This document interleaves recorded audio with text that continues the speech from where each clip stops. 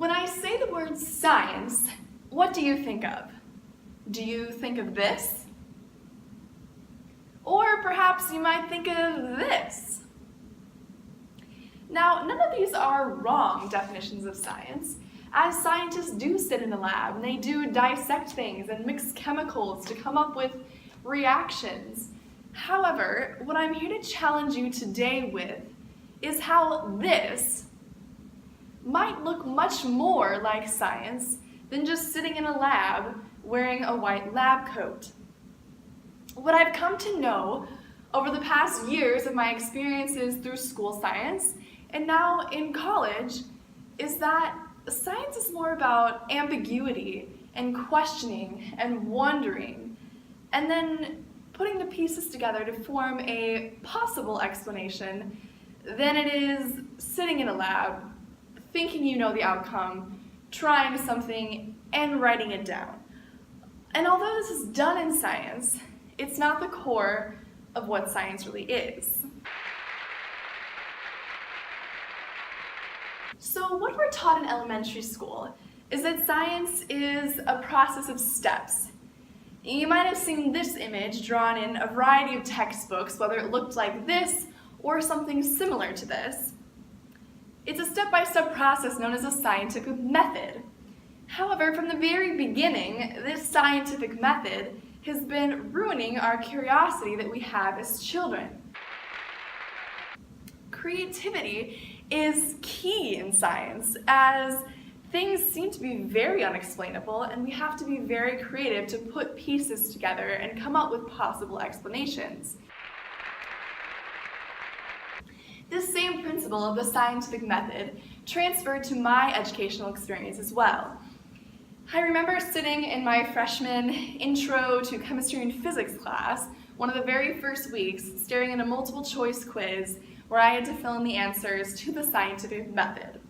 Now, the way I had learned this method was not by doing it, but rather looking at a diagram, memorizing the steps and the order of the colors, and then regurgitating that on my paper.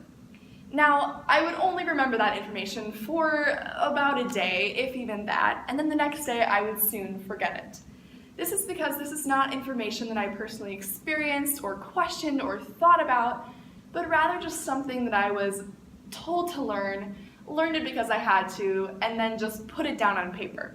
It had no importance to me, it had no relevance to the world around me, and I was not able to make any connections on how this would matter and what I was doing in the future.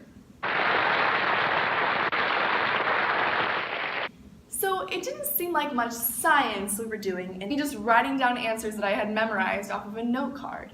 It seems like I had done more science in my elementary classes, or even at home mixing up things in the kitchen to see what would happen. And this is because science is not a body of knowledge. It is a way of thinking, a way of interpreting the world, questioning and making explanations about what we see around it. Carl Sagan said that science is less a body of knowledge and more a way of thinking.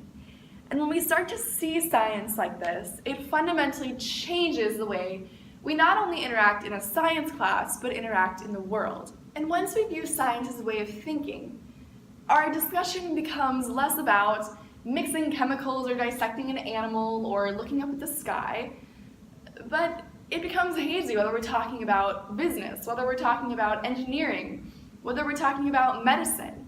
Because this persistent observation to solve a problem can be universally applicable to whatever major you are doing. I happen to be a marketing major.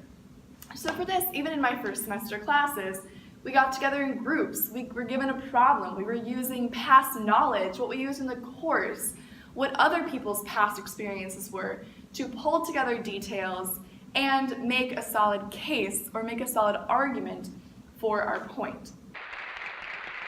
Having this information opens up a world of possibilities. The world no longer is just yes or no, but it's what do I see and what can I make of that? And this concept, starting with seeing science as a way of thinking, will fundamentally change the way that we interact with anything in our world. It will transfer to our careers, it will transfer to our relationships, and help us build something that we truly believe in and are truly confident in, instead of just regurgitating what someone else tells us. And that is the main point that I'm going to take from EDT 182. I think all of these key concepts directly translate into my future business career and my future role in a family and as a friend.